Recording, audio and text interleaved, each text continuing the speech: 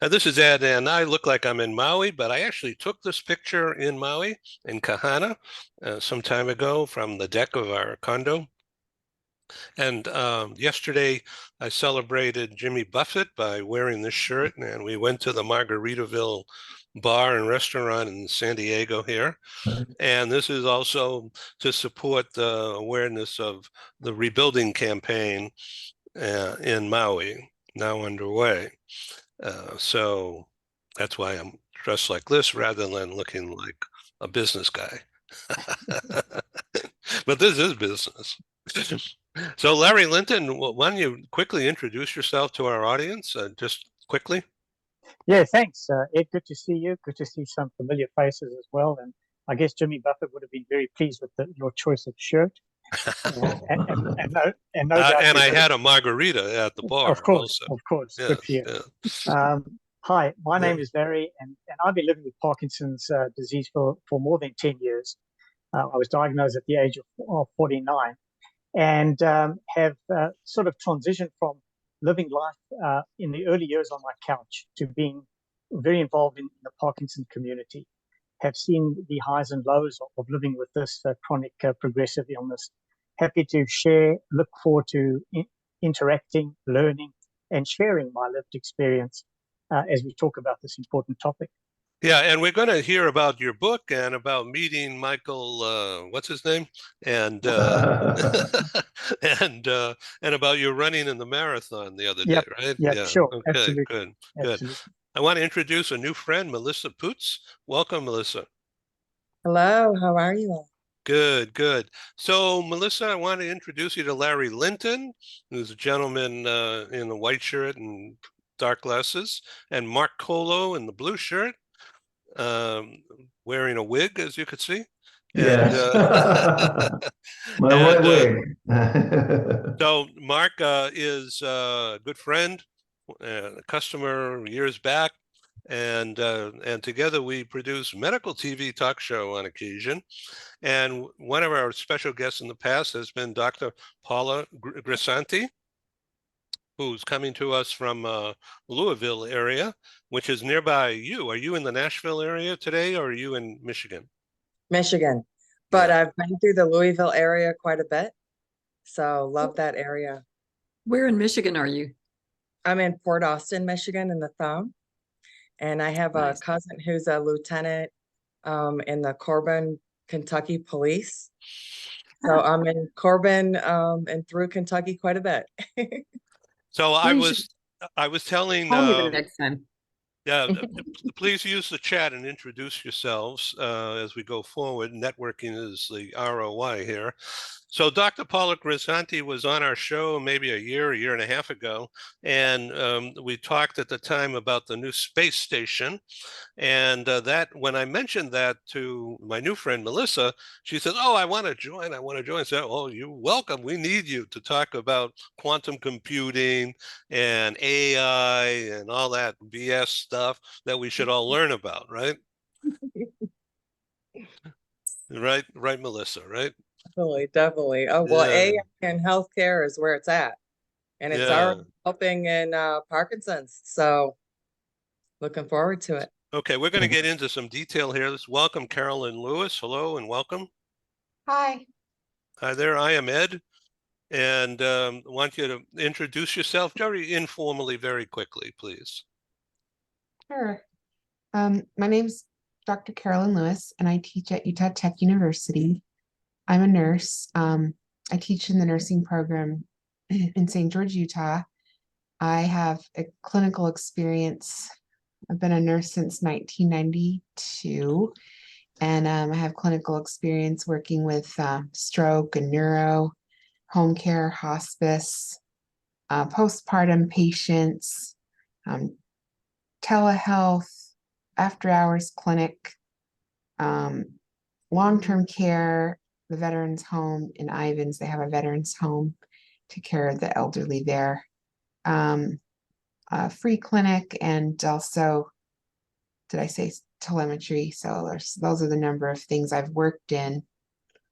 Currently, we moved back to St. George, Utah from Texas, to live with my mother. She's aging. She's 86. She's had 2 strokes. We live with her and are planning to stay with her through the end of life. So I play the role as a caregiver and as well as a nurse and an educator in nursing. Great. Well, welcome indeed. Nice to meet you. I'm in San Diego, and I've been in public relations, advertising, and media all my life. And since the pandemic, I've been being a happy TV talk show host most of the time and learning how to bring people together from across time and space. And speaking about space, here's Dr. Howard Fedorov. Hello, Doctor. Well, I'm not sure that I'm in space, but sometimes I feel like I am. And neither am I sure if I was in space, where exactly I'd be, in which universe. Yeah, great, great. Okay, if you could tilt your screen forward a little bit Yeah, so we could see the whole of your head. Yeah, there we go. yeah, Okay, I'm great. having problems with my big monitor here. I can't get the camera to turn on, even though I've rebooted 3 times since I tried. Oh, no. Okay. Yeah, yeah, let's see. All right. If it's Is possible. somebody coming in? We don't know yet. Okay. Let's see Looks who like it this. might work now. Let's see who this is. Okay.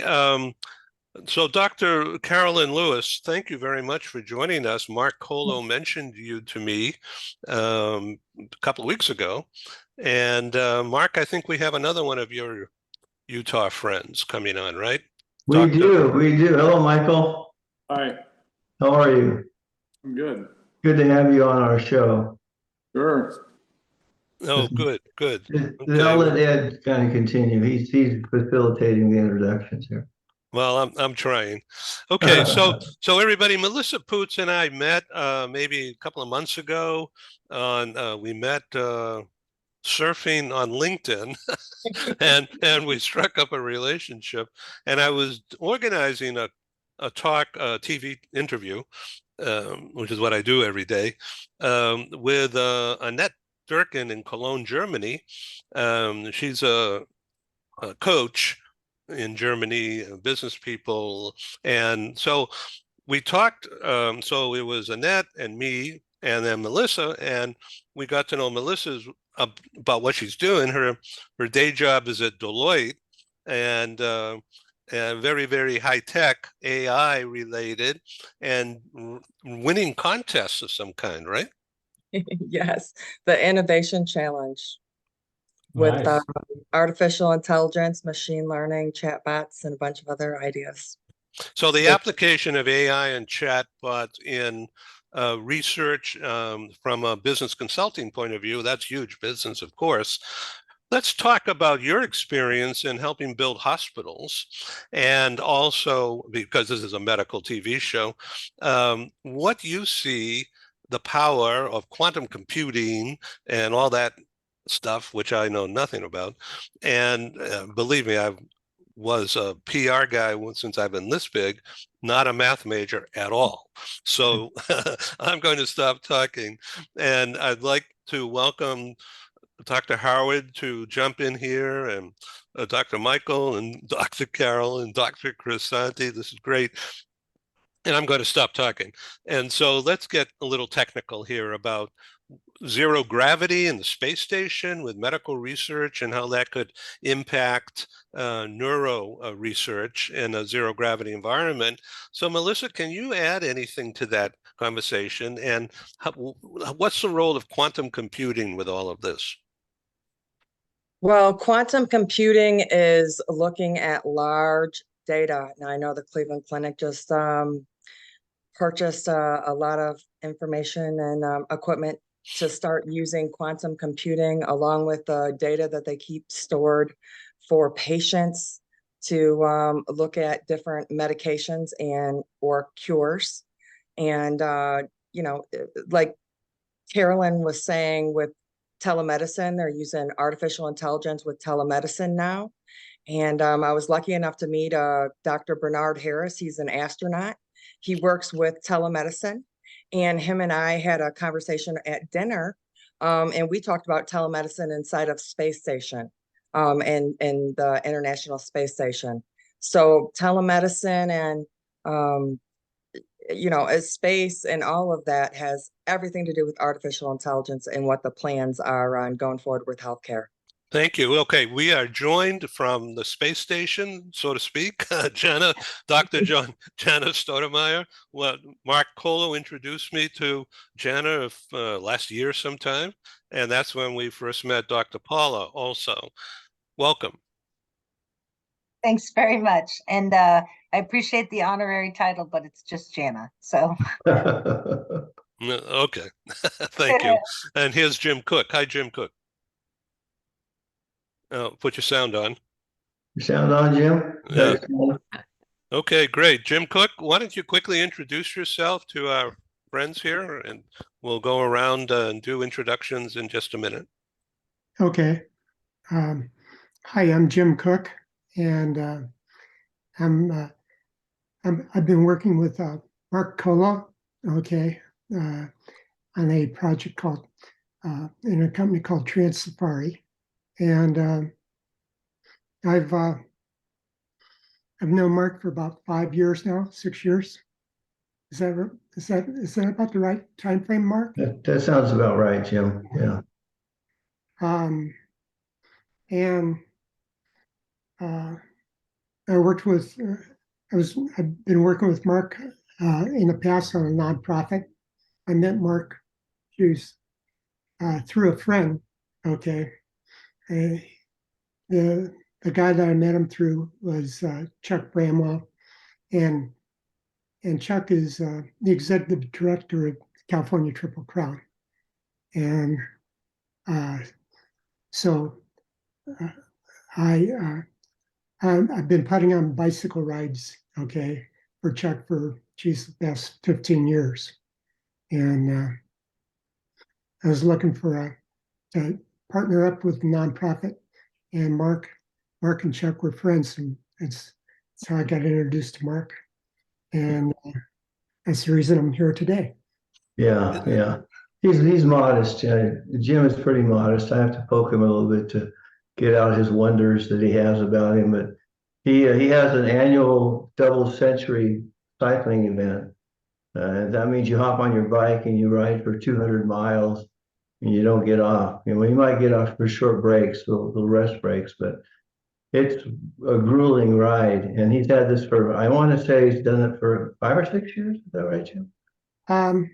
This one I have.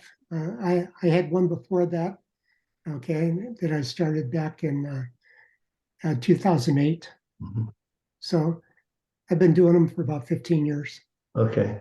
And his other counterpart, his friend Chuck Bramwell, has been a friend of mine for many years, probably 15 or 20 years. We served together in a church capacity years ago. And I think of Chuck as the Lance Armstrong of Orange County. I mean, he is so well known in cycling, and he's a phenomenal rider. I used to cringe riding with him because it's so effortless, and I'm grinding trying to get up the next hill, and he just looks so carefree, and he's just skipping along, and really a great athlete and a great advocate for that whole field of exercise. So let's circle back now. Jana, thank you so much. The last minute, I know you've been on travel, and I really appreciate you joining us. And this is such a special occasion for me and for Mark and the charity, Find Neural Help. Mark, do you want to do a minute and a half or so about the charity? I'd be happy to. We started out with the name Find Cures, and that was about the time frame I first met Howard. In fact, Howard, one of our guest speakers today. And I talked to Howard one day, in fact, about our charity and how he felt we were doing and how our growth had been, and for advice. And Howard just simply said, well, you're not going to turn the pendulum too far, just if you're looking to write big checks for research groups, such as we were funding UC Irvine, where Howard was. He was the CEO of UC Irvine in Orange County. And he just gave me some tips and said, why don't you look about what you can do to help the individual? So we thought about it. We changed our name from Find Cures, when we were basically writing checks for universities that had departments that were trying to find cures for these neurological diseases. And so we thought, well, what might be a better name for that? So we thought about it, and there were 4 board members that we had that were working on this. And we came up with Find Neuro Help. And help is a buzzword for a lot of people. People are in need of help all the time. And why not get people in the general public to recognize that we're trying to help these individuals more so with the quality of life and the quality of living than just to go out and find that next cure. Howard is going to find the cure. I'm convinced Howard will find the cure when the timing is right and when he does the right formulas and has the support he needs. I'm confident Howard is one of the individuals that will find the cure someday. And I'm thankful for that. But right now we're focusing on helping the individual. And I'll just say one thing. One of the individuals we helped that made us very happy was a single mother who had a son that had autism, and he wanted to finish his degree at a local university in Orange County. But he didn't have the money to finish his education. His mother had to go back to work. She couldn't even think about her degree. And we ended up funding all the books, all the tuition, all the expenses for both the mother and the son. And we got them both graduated at the same time from the same university. That was a wonderful, wonderful feeling to be able to help that mother and her son. And I was raised in a home with a single mother for most of my life. So I recognize what that means to that mother, to have that kind of gift be handed to her. So I don't know if that kind of explains, but we're basically, we're 501c3, and we're looking for non-medical support for individuals that just can't find help anywhere else. So we'll write them a check if we need to in their situation, as we did this mother. And that's what we're all about. And this is called the Perimeter of... The Perimeter of Hope is our service model, and we came up with that, all 4 of us put our heads together. And we thought about what happens when somebody gets that diagnosis. I mean, it's not a happy day when you get the diagnosis that you have a chronic neuro disease that will gradually chip away at you and shorten your lifespan. It's not a happy place to be, but there's still hope and there's still possibilities. And if you have the right support, you can get through all this. And that's how we designed our Perimeter of Hope. We have 6 different segments that makes up in a circular motion, makes up the perimeter. And each one of these areas and categories are areas that become very much in the forefront after you receive that diagnosis.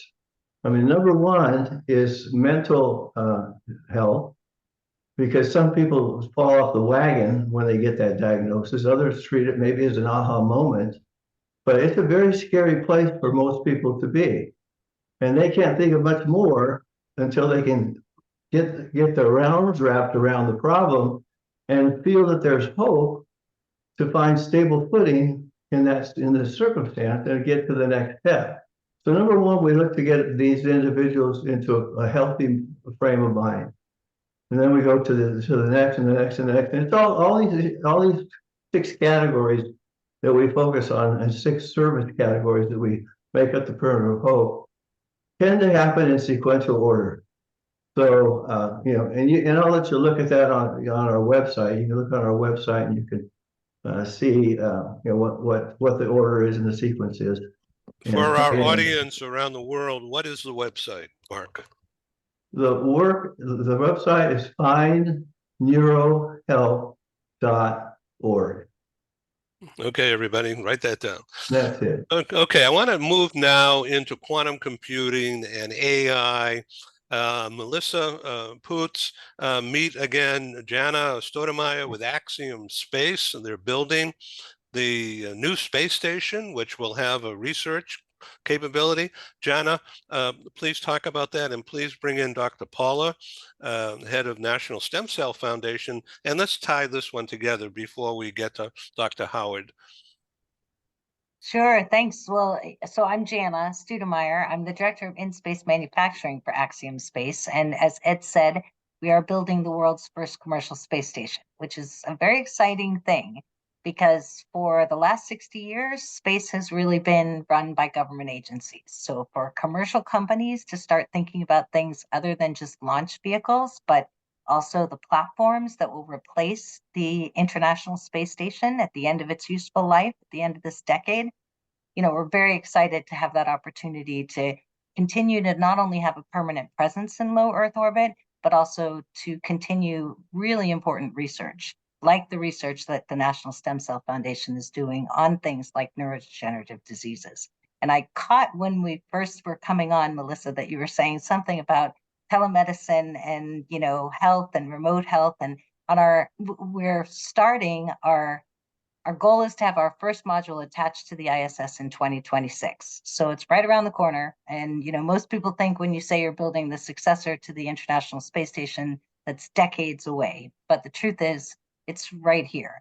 And to prepare for that, we actually are doing private astronaut missions. We've done 2 so far, and that's sending a crew of 4 astronauts to the International Space Station for 10 to 14 days right now. Those missions will extend over time, but it's really getting us ready to have all of our own systems in place so that we have our own mission control, our own ability to launch a SpaceX rocket, to recover those astronauts when they splash back down again. So everything that you see that happens around those missions is actually being done by a commercial company, not by NASA, even though it looks very similar to the NASA missions. But yeah, it's cool. in our first mission, we actually did a teleportation for health while on station. So it was a very interesting component of being able to think about remote health as well as things like research for neurodegenerative disease. Jana, to what extent are you thinking about AI as it relates to this? And I say that because Melissa is an expert at this. Yeah, so AI, I think from a healthcare perspective, it's the future, right? Everyone is thinking about how we can incorporate learnings into the work that we're doing, whether it's omics data, whether it's biomarkers for neurodegenerative diseases, even just patient population data, and how we can use AI to help us in that regard. And, it's been interesting because for us, we've had several discussions with groups that are very interested in looking at astronaut health because it is such a unique condition, and thinking about how you set up those remote systems that would allow you to maybe work in remote areas on the globe as well, and how you could set up data sets that would actually allow you to adjust and correlate to what you might find in those distant regions by using space data. What about quantum computing, Melissa? How does this tie in? Well, one of the ways quantum computing ties in is, and especially with neuro, I've recently started a position as a brand ambassador for Now Bio. They create a serum that is cell-based manufacturing, and they use artificial intelligence along with quantum computing and robotics to farm cellular composites. Speaking of the stem cell research the other doctor is doing, they also can do cell therapies with this basically cell molecules. And they use some of those cell therapies right now for Parkinson's.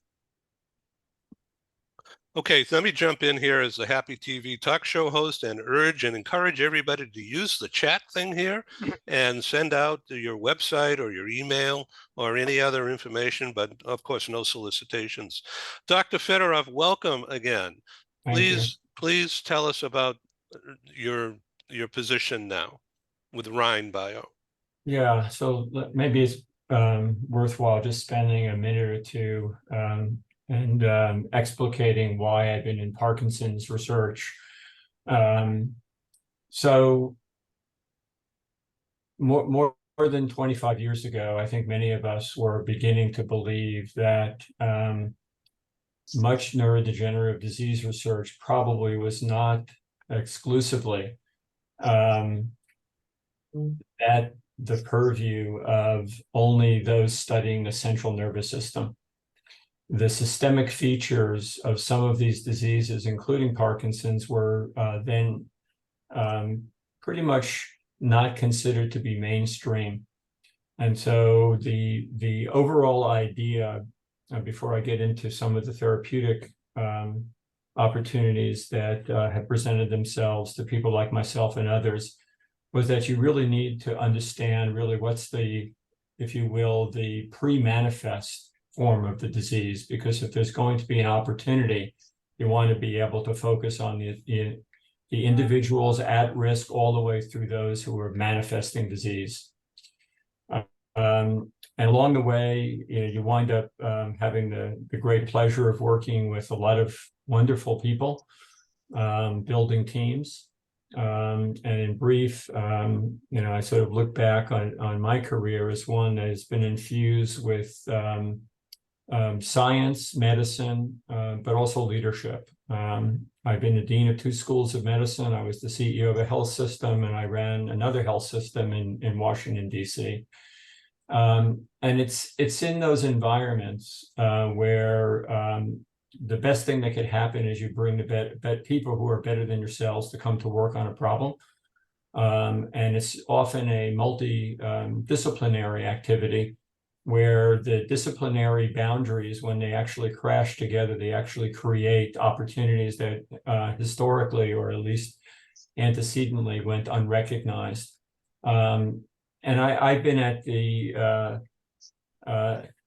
if you will, at those colliding boundaries several times. And so the work that I've done historically has been to try to implement what are considered to be disease-modifying approaches to neurodegeneration. We're very good at prescribing medicines that you can take by mouth. And early in the course of disease, Parkinson's in this case, patients wind up having really quite a good clinical response, principally to dopamine and dopamine agonists.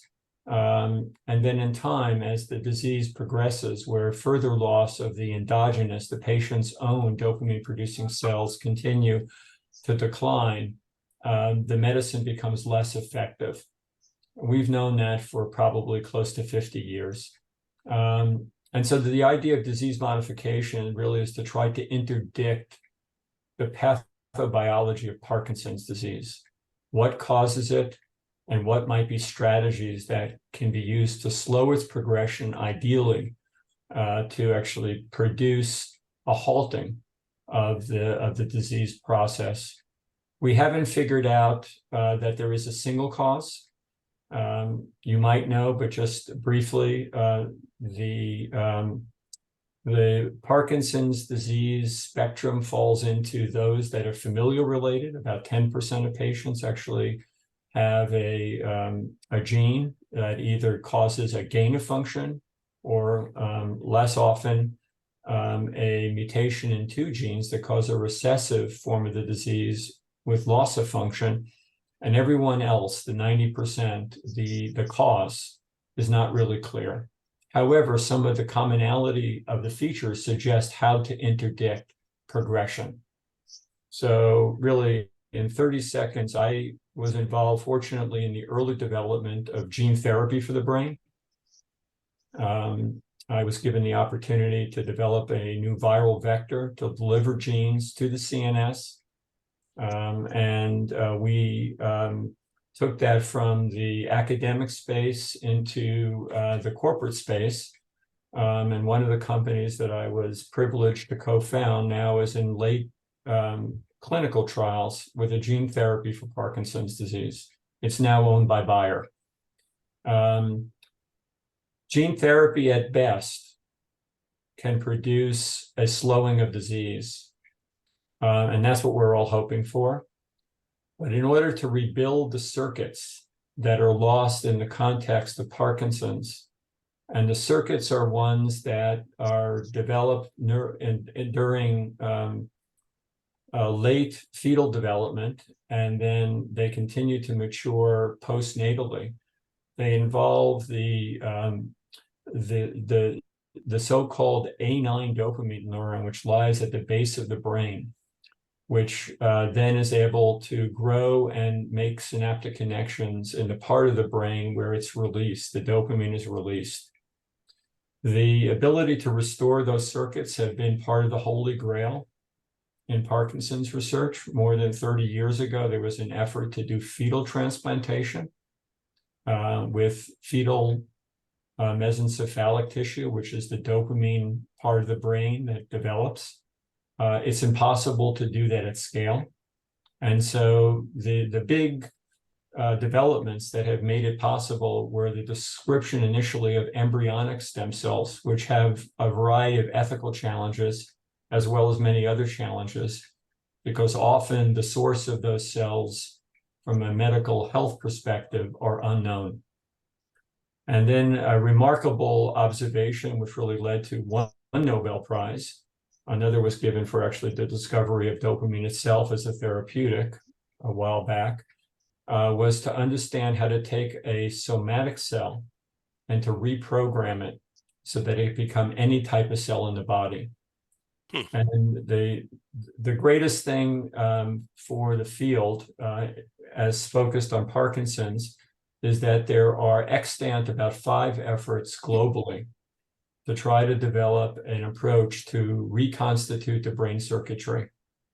2 are focused on using embryonic stem cells, one of which grew out of Sloan Kettering Memorial, Lorenz Studer's lab, now called Blue Rock Therapeutics. Another that is at Lund University in collaboration with Novo Nordisk, growing out of Malin Palmer's lab. Their effort is called StemPD.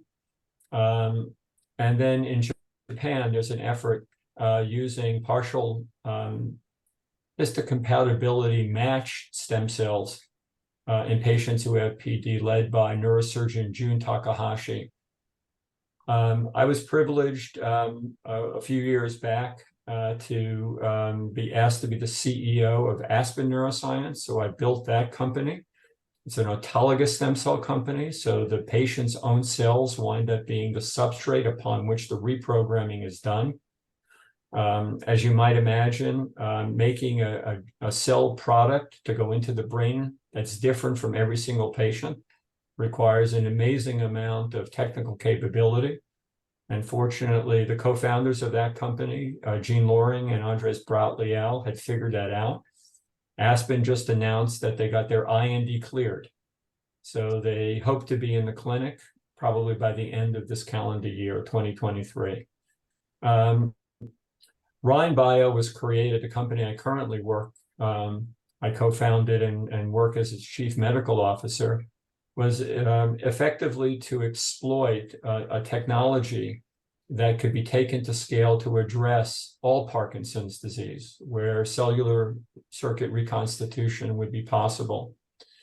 And so Fujifilm acquired a company in Madison, Wisconsin. That company, called Cellular Dynamics Inc., was formed by one of the pioneers in stem cell biology. And Fujifilm has been in this business of making initially reagents for industry and academia with induced pluripotent stem cells, the kind that require reprogramming. And I found myself at the time when myself and several others were thinking about whether we should form a new allogeneic, meaning a cell that comes from another person that could be actually grown to scale and cryopreserved. And Fujifilm intersected that effort and made clear that they had an interest in spinning out their asset. And so, to make a long story short, we did so. We formed Rhine about 15 months ago. It was still in the middle of COVID, raising money during COVID, and the capital market frothiness that everyone describes is probably a subject for a 2-carbon fragment libation, but for another day. We've been really pretty much added a small little team. My co-founder, Jeff Cordover, who is the founding director of a new center at Arizona State University, Patrick Brunden, who now works for Roche. He's the head of the movement disorders area, and myself, we co-founded the company, and we've been able to get some extramural support. I had written a CERN grant, which got funded, Jeff Cordover, Michael J. Fox grant, And we are pursuing this allogeneic product, which in our estimation is the only one that meets all the criteria that would be necessary to ship anywhere in the world, assuming that you had the neurosurgical capability of placing it in the brain in the right location. And I can elaborate on that if there's any interest. But the goal really is to develop a consistent product that can be used in any patient. And in the patients that will ultimately be treated with our product, we will use what I refer to as modern immunosuppression only for a short period of time to allow for the brain to adapt to this allogeneic cell and prevent it from being immunologically recognized. And then in that context, when one withdraws the immunosuppression, is the anticipation that circuit formation would occur in a way that will actually rebuild what was lost, bringing back time to patients. And so Parkinson's has been something that I think from a neurodegenerative disease standpoint is often thought to be relatively straightforward. Clinically, it's vastly more complicated.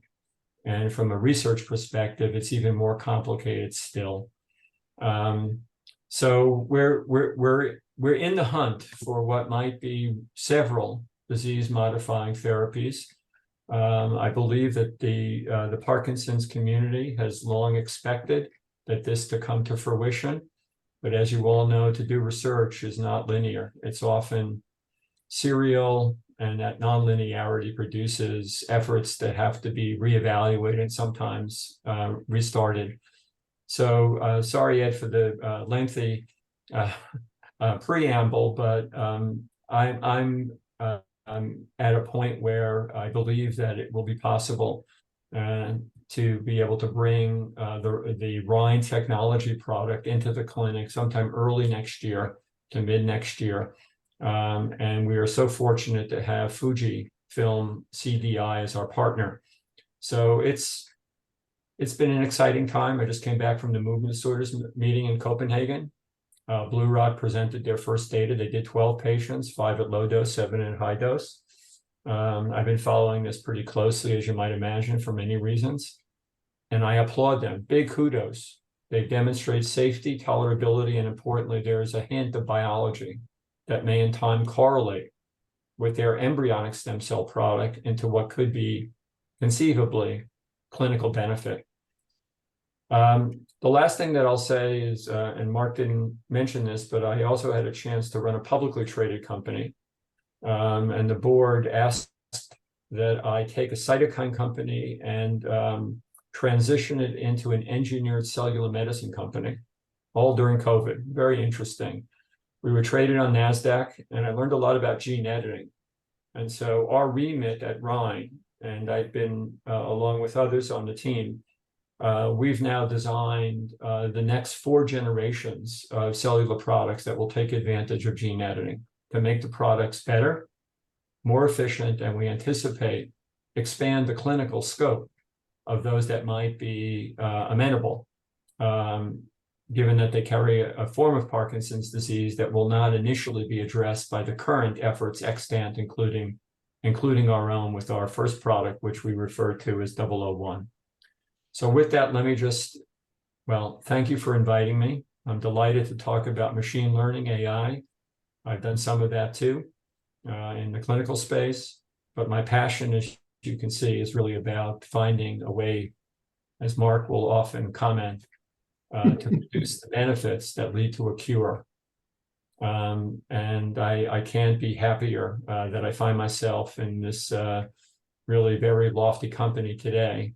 And happy to share whatever experiences I have, but we're in for a ride, whether it's a ride on a rocket or just up to 40,000 feet in a conventional silver tube. I don't know, but we're in for a ride, and I actually think this is going to get landed, and the patient population that we like to call people with Parkinson's disease will be the beneficiaries.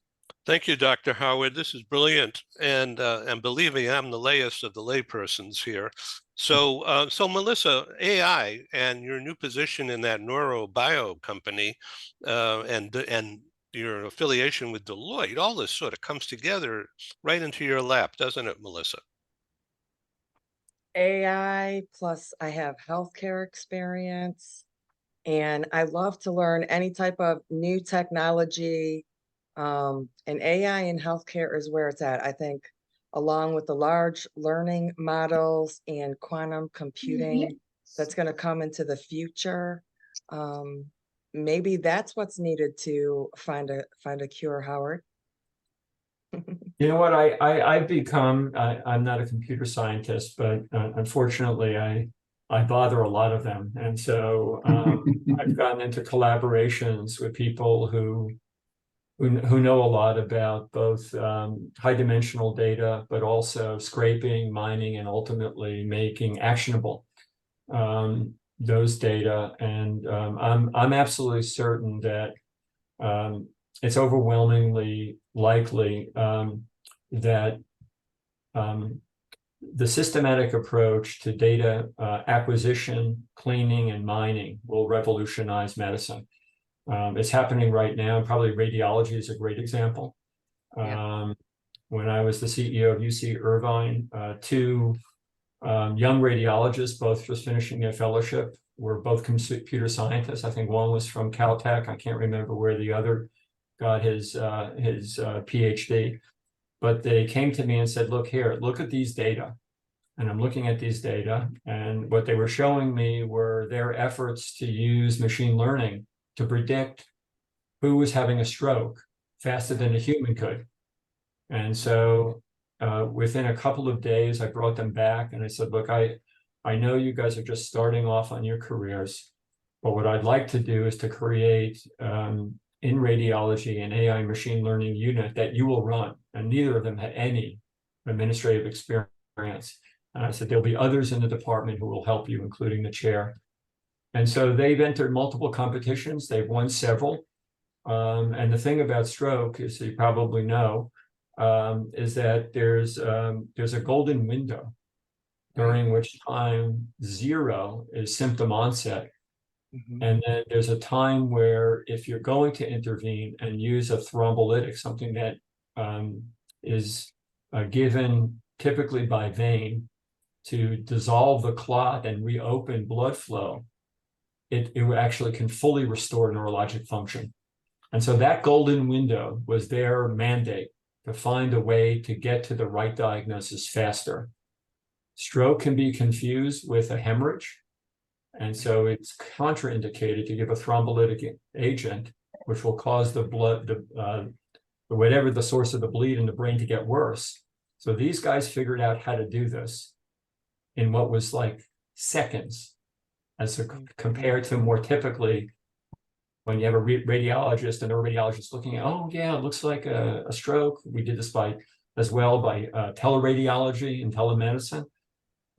So I think that's the tip of this iceberg. And I think, Thank you. now let me just say one other thing. I think eventually it's going to be something that can be accessed in the part of the healthcare system that in the US is so fragmented, which is in the home. Oh, yeah. And as we think about data that comes from the home, and we can correlate and ultimately mine those type of data, whether they're wearables or other sensors, eventually we'll be able to chart patient trajectories and probably interdict disease before it becomes symptomatic. So how does this relate, Dr. Paula? I'm sorry, Howard. The stem cell research. This is really the core of this, isn't it? And Ed, I'm so glad, because I was just going to ask you to bring Paula in, because just like AI, I think microgravity is a new tool, right? And so when we start looking at data from different perspectives or research from different perspectives, so I will gladly turn it over to Dr. Grisanti to tell you more about the work that's going on station. Well, and you've got the expert here with Janice Studemeyer, but we're funding a bi-coastal research collaboration between leading experts in the fields of both Parkinson's disease and progressive MS. Actually MS, but we're focused on primary progressive MS. And this team, and our West Coast team, Dr. Fedorov is Jean Loring, and she is also our senior scientific advisor. But we have, this team has developed organoids on the International Space Station to study these diseases that will have knock-on effect for all neurodegenerative diseases down the road, including dozens that affect children. But these organoids are special for a couple of reasons. One is that in space, you can watch these cells interacting in a way that's not possible on Earth. You're seeing them behave exactly as they do in the human body, and that's not possible if you're looking at them outside the human body on Earth. So you're seeing what actually happens. And then secondly, cells mature much faster in space, which means that you can accomplish in a period of weeks or months what might take you years to watch on Earth. And that's a really important point when you're talking about these diseases that are typically diagnosed later in life. Wow. Jana?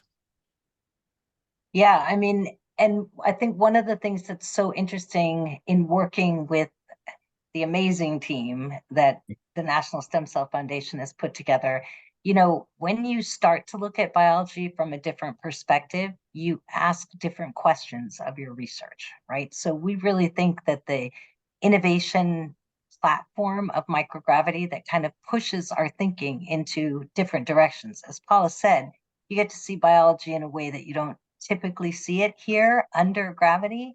And when that happens, and you know, the way cells migrate, so we look at microglia in those organoids, we're looking at the neuroinflammation pathways, we're looking for markers, the way they cells signal to one another, that's all different. And so what we learn in that environment, and the team actually just put a preprint together of the first research that we've been doing on station, and we're continuing to do drug challenge studies in our next round that we'll be sending up early next year, which we're very excited about. But, you know, I think that the opportunity to look at biology through a different lens helps us to ask different questions that we might not have thought to ask before. So just like AI helps us to look for new things in the data that we may not see because they're right there in front of us, but we can't really see them until we can process them in a way that we make those discoveries that help to really move the field and accelerate the research. I think, you know, all of these tools are what it's going to take for these difficult diseases. Let's go to Mark Colo and Larry Linton.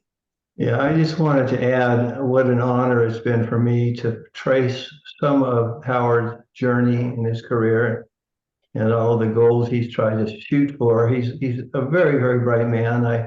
I once asked a good friend of his, Math Dhamofian, they call him Math for short. I said, Math, off the record, how smart is Howard?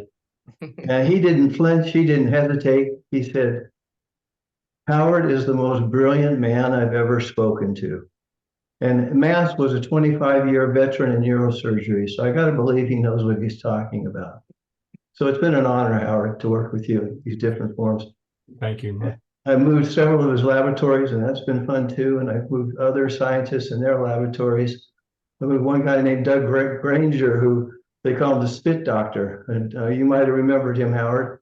But he found a way to use a swab of saliva to determine with a very high degree of accuracy a person's propensity for getting one of these neurodegenerative diseases. Fascinating. Just coming up with the concept is just as fascinating. Thank you. That's all I had, Ed. Just wanted to add that. Larry? Yeah, well, this is great. I mean, it's quite an exciting time, believe it or not, to have Parkinson's based on everybody's research and commitment. And I foresee Michael J. Fox in Back to the Future, maybe 15, because I don't know how many movies he's made, trading the DeLorean for a space shuttle going back to the future. But what I've learned through my journey is that we are moving towards, and what I've heard today, you know, patient-centered research and care. And I think that allows what Mark has done to address what the coming numbers of Parkinson's are going to be. Those that are diagnosed earlier, those that are diagnosed in their 50s and younger, those that live with Parkinson's longer will need better assistance to cope with the disease and better assistance to cope with everything else that life throws at you, like career, insurance, disability. And therefore the patient-centered approach is the way to go, where we move from passive beneficiaries of social and health services to becoming active participants in our self-managed care. And it opens up the world to us in terms of community support, what Mark is doing, to the wearable technology that will give our care partners respite care, because artificial intelligence will be able to help with the wearables to interpret things like medication, on-off periods, etc. And so it's an exciting time. I commend everybody around, this chat doing that research. For me, what I've learned to do is to exercise as much as I can. To Dr. Federoff's point, I believe that exercise for me has slowed my progression quite dramatically. In fact, I'm taking less medication today than I ever have had taken when I first started on my journey with Parkinson's 10 years ago. So it's a fascinating time.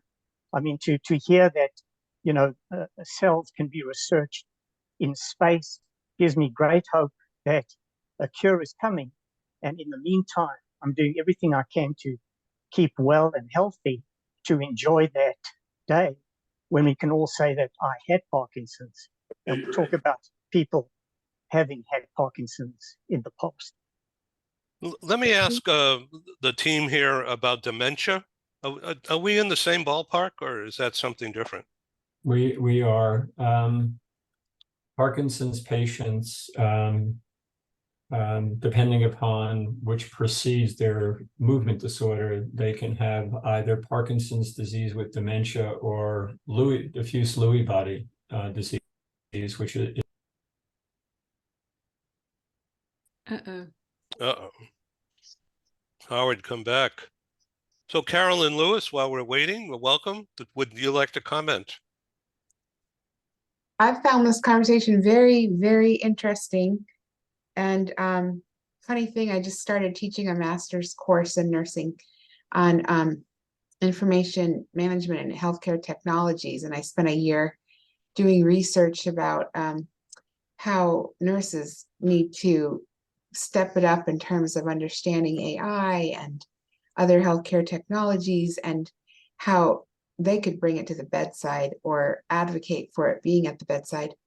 So I'm really enjoying this conversation because it's like frosting on the cake of the research that I've done and the conferences that I've attended, and just delving into AI and that computing, what's it called, quantum computing and big data, all of those things, and trying to figure out a nurse's role with all that. So my students are learning about it this semester. Yeah, thank you. Thank you very much. Okay, Howard is coming back on. Let me bring him in. Oops. Uh-oh. I just hit the wrong button. Hold on a second. Well, and while you're bringing him back, Okay. I mean, Larry, I really appreciated what you said about wearables, because I think there's a wealth of data in wearables that we can use from an AI perspective. And I think there's subtle clues in each person's own body rhythms and traits, right? That could end up showing us a trend. So having the ability to not only have a wearable, but then have something like AI to help us to mine that data, that's, I think, really going to help to accelerate understanding. One thing I'm excited about with the wearables and AI, and I know we have a mix of men and women on here, but we all sort of know that most research in the past is done on men. So we don't know a lot of different symptoms that women have right before the onset of some of these diseases. And now men and women are all wearing wearables. And when we pick up enough data from men and women equally, maybe in the future, our data that we're training on these large language models are going to include 50% women, 50% men, and therefore our medical data will be less biased, is what I'm hoping for. Yep. Let's go to Jim Cook. Jim, you're a wonderful athlete and still doing it. And Is this part of your therapy?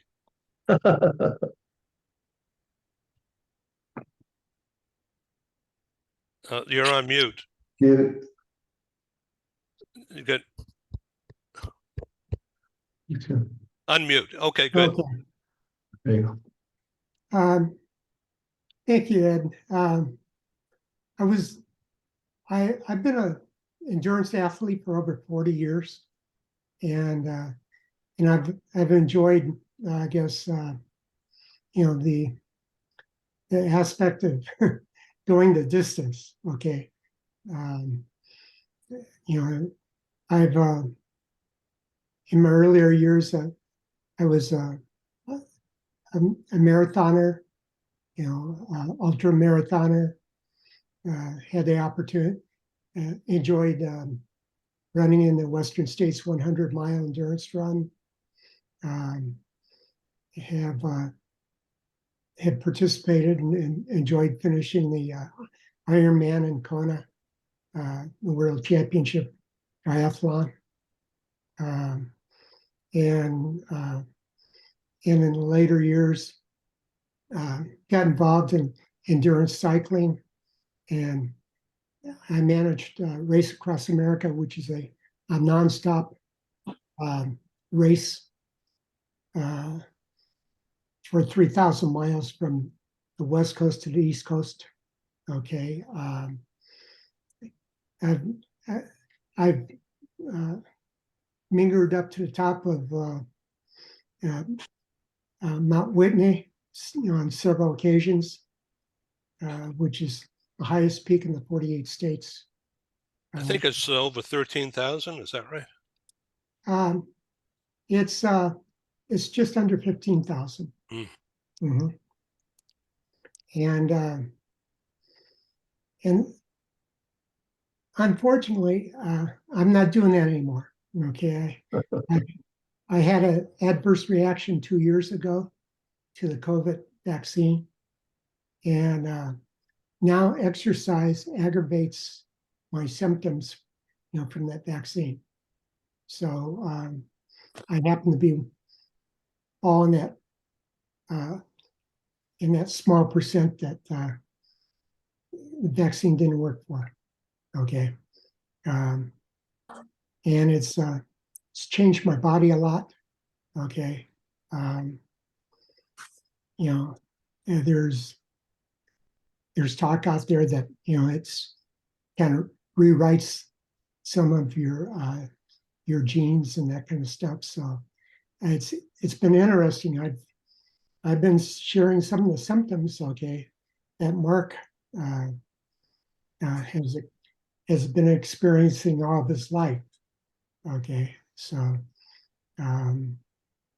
but I fortunately, okay, some of my symptoms have become more mild in the past couple of years. Even though I just had one shot of Pfizer, and I had an immediate reaction to it. Wasn't able to take the second shot, and struggled for about a year and a half. Okay, afterwards, until I actually ended up getting COVID, which was interesting last December. 3 days after getting COVID, all my symptoms from the vaccine that I was experiencing, neurological, heart issues, all that kind of stuff, disappeared. And I was like my old self again for about 8 days. And then they slowly came back. Okay. But they've been more mild since then. So it's been kind of like my immune system was redirected from attacking my body to, fortunately, to attack the real threat in the COVID virus itself. And then in May, I had a good cold, and my immune system did the same thing again, and my symptoms have actually gotten more milder even since then. you know, my heart rate, which my resting heart rate, which had doubled after getting the vaccine, is actually back to normal now. So, but I'm still sorting through a lot of symptoms. I still have all the memories of 40 years of you know, great events. I'm actually still putting on the double century for the California Triple Crown, and that's actually going on this month. I'll have about 150, 100 riders come out from all over the states, East Coast, the South, you know, all merge and all convene. I mean, up in Irvine, California, on the 23rd this month, and these, there'll be several of them attempting to ride 200 miles in one day, you know, for their first time, and there'll be a lot of others that have done it before and are just coming back to enjoy it again. I use that event, okay, to help fund a lot of charity work that I have interest in, okay, and Thank you, Jim. Great, Larry. I know you're a cyclist. If you're gonna organize a cycling event in Canada, this is your man right here. Yeah, but only if I can limit it to 200 kilometers. It's amazing Jim could even go toe to toe with Mark Allen and Dave Scott. These guys are aliens from another planet. Amazing, amazing. Tremendous Ironman. It's fun to watch. So let's go back to Melissa. I saw your post over the weekend where you were shown playing the guitar. So are you a rock and roller? Well, I play the acoustic guitar and the electric guitar and the bass guitar, and I can play around 400 songs. And I can play any song while watching the note that I don't know. And I did it because I got bored one day and I needed a new hobby, and I needed something. So when you're working on, you know, high priority, stressful, technical work, as you all have, you know, your degree of, you know, technical work, you need something that you can just forget everything. And you can't really think of everything you're doing at work while you're playing music. So that's your therapy. So tell us a little bit, if you don't mind, just for a couple of minutes here, about how you help build hospitals. So I was a construction project manager, and I managed over 150 projects to build mental health hospitals, rehab clinics, and youth schools. One of the things that I'm the most proud of, I will say, is I was working on a youth mental health hospital in Mississippi, and I had went down there. We were meeting with the architects, and we were gonna start to build out and draw out the blueprints. And I noticed that there wasn't really anywhere for the kids to play outside at, and there wasn't any type of gym areas. And, you know, talking about kids, and it's a mental health hospital. I really knew that I could take my heart and I could interject it into my work. So I went back to work and I created a business case on how much money we could make to build the kids a school. There was no school there. And I talked the architects into building some fenced in area with playground equipment outside. So I feel like all of the kids that will go to that facility are going to be touched by my heart and what I put into my work. And I definitely took all of the healthcare experience I have. I've also been a physical therapy assistant before my computer career, and I've worked in telemedicine with robotics. So I took all of that, plus I took the mom of me, and I really tried to build youth hospitals that would not only help the kids get past their mental illness problems that they were having, but that it would be a little bit fun while they were there, if possible. So I know that you're going to say that AI is something to watch but not be afraid of. But why don't you tell us in English what you mean by all that? Well, definitely talking about the cures now. I've been thinking about how AI can help with cures. So I've been thinking about the EMR systems and the EHR systems and how all of this data is contained and we have all of these files. And if you have a large computer that is reading all of the medical files of all of the patients in the whole United States or all of the world, and you take a certain subset of, say, I'm just throwing out numbers, 100 million people have Parkinson's, and you create an algorithm that reads through all 100 million documents from all of these patients, and maybe you could find what medication worked for certain people, or what medication works best for women, or what combination of chemicals works best for a new medication, or maybe different drug combinations that might work better together that we've never thought of. So for instance, maybe there's a diabetes medication out there that may work for Parkinson's, but it's never been tried before. But these large language models, I always explain it like this. If you have a doctor and your doctor is reading one file a day and they make a prediction of what they've learned over their span of experience, or you take millions of files, you take a computer that reads those files all at once and then makes predictions out of it. I think that's where the future of finding cures could be. And that's AI. That's AI. Yep, So, that's and I have a question for you, and maybe Howard, you can comment on this too. But, you know, obviously, you mentioned several clinical trials that are already starting with some of these really newer therapies that, have opportunities maybe for us to combine data sets and look across those populations in the clinical trials to see, even though there's different approaches to the treatment, allogeneic, autologous, embryonic, whatever. But from a stem cell perspective, all those patients are receiving some type of a cellular therapy that maybe there is some common, whether it's gait, whether it's changes in, cognitive abilities, but things that we could screen and see looking with AI across trials.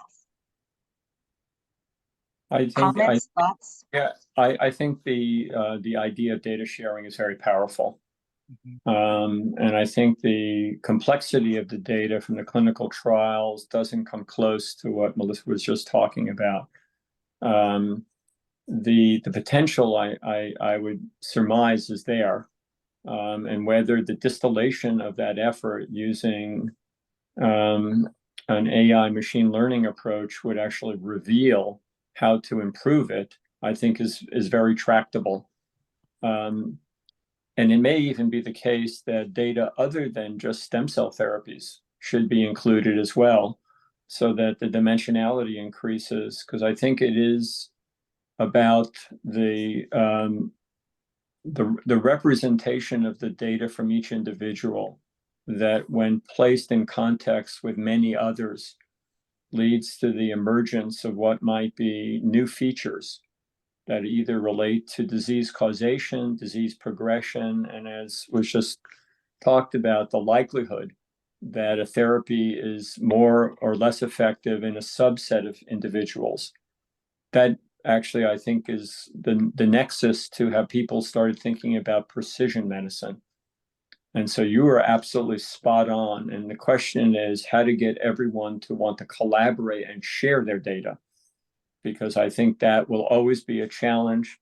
And although federally funded and sometimes foundation funded grants make that a priority, I don't think that it's necessarily the case in corporate America. I'm concerned about, I like the fact that AI could do all the digging and the researching, but how do you get thousands and millions of across the world patients' data In all the EHRs there, it's entered differently. So it's going to be consistency to be able to figure it out. And then how do you get the people to want to release their data for that kind of research when the ransomware and the malware and all the threats, and even with the wearables and all the things that happen are putting all of the data at risk and attacking the financials and the other pieces of the patient privacy record. There's a lot of barriers maybe that are in front of this technology doing this great research. I don't know.